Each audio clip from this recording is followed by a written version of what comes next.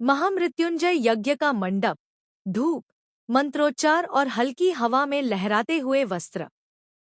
पंडित जी, भावुक होकर, कौन से पाप हुए हैं प्रभु, जो तुम्हारी बेटी को उसकी सजा अपनी जान देकर चुकानी पड़ रही है? इतनी बड़ी परीक्षा, इतने भारी इम्तिहान। कैमरा वसुधा पर, शांत चेहरा, आंखों में दृढ़ निश्चय। पंडित जी, आगे बढ़ते हुए, अभी भी समय है वसुधा। अगर तुम चाहो तो इस पूजा से पीछे हट सकती हो। एक बार यह महामृत्युंजय यज्ञ संपन्न हो गया तो फिर तुम्हारे जीवन पर आया यह मृत्यु संकट टलना मुश्किल होगा। वसुधा, धीरे मगर मजबूती से। गुरुजी, मुझे मेरे प्राणों की चिंता नहीं है। अगर मेरे जीवन की आहुति देकर मैं देव सर की जान बचा सकती हूँ तो वह मेरे लिए सौभाग्य होगा। उसी समय देव आता है और दोनों की बातें सुन लेता है। देव, हैरानी और भय में, क्या क्या इस पूजा से वसुधा की जान जा सकती है? नहीं, यह पूजा वसुधा नहीं करेगी।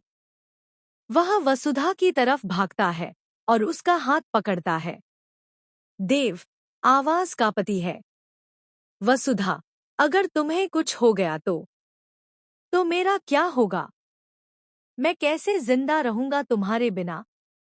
मैं तो सांस भी नहीं ले सकता तुम्हारे बिना। फिर कैसे जीऊंगा? वसुधा, धीरे से मुस्कुराते हुए, देव सर, कृपया मेरी बात समझिए। यह पूजा आपके लिए जरूरी है। मुझे कुछ नहीं होगा, भोलेनाथ मेरी रक्षा करेंगे। देव, दर्द में, मैं तुम्हें खो नहीं सकता वसुधा। इस पूजा को रोको। वसुधा, आंखों में आंसू पर आवाज में दृढ़ता। आपको हमारे प्यार की कसम है देव सर, आप मुझे यह पूजा करने से नहीं रोकेंगे। भोलेनाथ ने जो साथ लिखा है उसे कोई मिटा नहीं सकता। और अगर मेरी आहुति से आपका जीवन बचता है तो वह आहुति भी छोटी है इस प्रेम के सामने।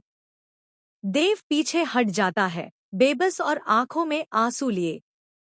वसुधा यज्ञ कुंड के सामने बैठती है। अग्नि जलती है, मंत्र शुरू होते हैं। फ्लैशबैक, देव और वसुधा के साथ बिताए पल, हंसी, प्रेम, संघर्ष। वर्तमान, वसुधा की आंखें बंद, हाथ जोड़े हुए। वसुधा, मन में, भोलेनाथ, मेरे प्रेम की रक्षा करना, मेरे देव को कुछ ना हो। कैमरा ऊपर उठता है, मंदिर की घंटियां, आकाश में घने बादल। वीओ वॉइस ओवर बटा नैरेटर की आवाज। क्या वसुधा की प्रार्थना सफल होगी? क्या भोलेनाथ अपने भक्तों की रक्षा करेंगे? या इस यज्ञ की आहुति बस